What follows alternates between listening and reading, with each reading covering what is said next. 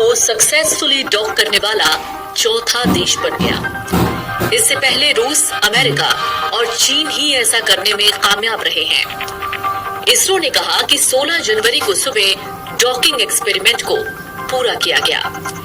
इस मिशन की कामयाबी पर चंद्रयान 4, गगनयान और भारतीय अंतरिक्ष स्टेशन जैसे मिशंस निर्भर थे। चंद्रयान 4 मिशन में चंद्रमा की मिट्टी के सैंपल पृथ्वी पर लाया जाएगा। वहीं गगनयान मिशन में मानव को अंतरिक्ष में भेजा जाएगा। इसरो ने 30 दिसंबर 2024 को श्रीहरिकोटा के सतीश धवन स्पेस सेंटर से रात 10 बजे space docking experiment mission launch किया था। इसके तहत PSLV C-60 रॉकेट से 2 स्पेसक्राफ्ट पृथ्वी से 470 किलोमीटर ऊपर डिप्लॉय किए गए। 7 जनवरी को इस मिशन में दोनों स्पेसक्राफ्ट को कनेक्ट किया जाना था, लेकिन इसे टाल दिया गया। फिर 9 जनवरी को भी तकनीकी दिक्कतों की वजह से डॉकिंग टल गई। 12 जनवरी को स्पेसक्राफ्ट को 3 मीटर तक पास लाने के बाद वापस इन्हें सुरक्षित दूरी पर ले जाया गया था। सक्सेसफुल डॉकिंग के बाद इसरो ने कहा, स्पेसक्राफ्ट की डॉकिंग सफलतापूर्वक पूरी हुई। एक ऐतिहासिक क्षण। चलिए डॉकिंग प्रोसेस जानते हैं।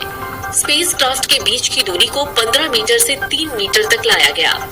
डॉकिंग की शुरुआत सटीकता के साथ की गई, जिससे स्पेसक्राफ्ट को कैप्चर करने में कामयाबी मिली। डॉकिंग सफलतापूर्वक पूरी हुई। भारत सफल स्पेस डॉकिंग हासिल करने वाला चौथा देश बन गया। पूरी टीम को बधाई, भारत को बधाई। डॉकिंग के बाद सिंगल ऑब्जेक्ट्स के रूप में 2 स्पेसक्राफ्ट का कंट्रोल सक्सेसफुल हुआ। आने वाले दिनों में अनडॉकिंग और पावर ट्रांसफर चेक किए जाएंगे। अब आप सोचेंगे कि स्पेनिक्स मिशन ऑब्जेक्टिव क्या था?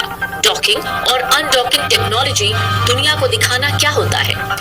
दरअसल पृथ्वी की निचली कक्षा में 2 छोटे स्पेसक्राफ्ट की डॉकिंग और अनडॉकिंग की टेक्नोलॉजी दिखाना ही इसका मकसद होता है। डॉक किए गए 2 स्पेसक्राफ्ट के बीच इलेक्ट्रिक पावर ट्रांसफर करने की टेक्नोलॉजी का ये प्रदर्शन करता है। स्पेस डॉकिंग का मतलब होता है स्पेस में 2 अंतरिक्ष यानों को जोड़ना या कनेक्ट करना। 30 दिसंबर को PSLV C-60 रॉकेट से 470 किलोमीटर की ऊंचाई पर 2 छोटे स्पेसक्राफ्ट टारगेट और चेजर को अलग अलग कक्षाओं में लॉन्च किया गया था। डिप्लॉयमेंट के बाद दोनों स्पेसक्राफ्ट की रफ्तार करीब 28,800 किलोमीटर प्रति घंटे हो गई। ये रफ्तार बुलेट की स्पीड से 10 गुना ज्यादा थी। दोनों स्पेसक्राफ्ट के बीच सीधा कम्युनिकेशन लिंक नहीं किया गया, इन्हें जमीन से गाइड किया गया। दोनों स्पेसक्राफ्ट को एक दूसरे के करीब लाया गया। 5 किलोमीटर से 0.25 किलोमीटर के बीच की दूरी तय करते समय लेजर रेंज फाइंडर का उपयोग किया गया।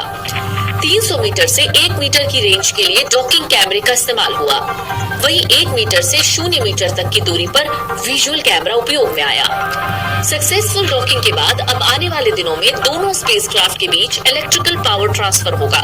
फिर स्पेसक्राफ्ट की अनडॉकिंग होगी और ये दोनों अपने अपने पेलोड के ऑपरेशन शुरू करेंगे। करीब 2 साल तक ये इससे वैल्यूएबल डेटा देता रहेगा। इस टेक्नोलॉजी का इस्तेमाल चंद्रयान 4 मिशन में होगा, जिसमें चंद्रमा से सैंपल वापस पृथ्वी पर लाया जाएगा। स्पेस स्टेशन बनाने और उसके बाद वहां जाने आने के लिए भी डॉकिंग टेक्नोलॉजी की जरूरत पड़ेगी। गगनयान मिशन के लिए भी ये टेक्नोलॉजी जरूरी है, जिसमें मानव को अंतरिक्ष में भेजा जाएगा। सैटेलाइट सर्विसिंग, इंटरप्लेनेटरी मिशन और इंसानों को चंद्रमा पर भेजने के लिए ये टेक्नोलॉजी जरूरी है। इस डॉकिंग मैकेनिज्म को भारतीय डॉकिंग सिस्टम नाम दिया गया है। इसरो ने इस डॉकिंग सिस्टम पर पेटेंट भी ले लिया है। भारत को अपना खुद का डॉकिंग मैकेनिज्म डेवलप करना पड़ा, क्योंकि कोई भी स्पेस एजेंसी इस बेहद कॉम्प्लेक्स प्रोसेस की बारीकियों को शेयर नहीं करती। एक्सपेरिमेंट के लिए दरअसल 24 पेलोड भी मिशन में भेजे गए थे। माइक्रोग्रेविटी में एक्सपेरिमेंट के लिए इस मिशन में 24 पेलोड गए। ये पेलोड PSLV रॉकेट की चौथी स्टेज में थे, जिसे पोएम यानी PSLV ऑर्बिटल एक्सपेरिमेंटल मॉड्यूल कहा जाता है। 14 पेलोड इसरो से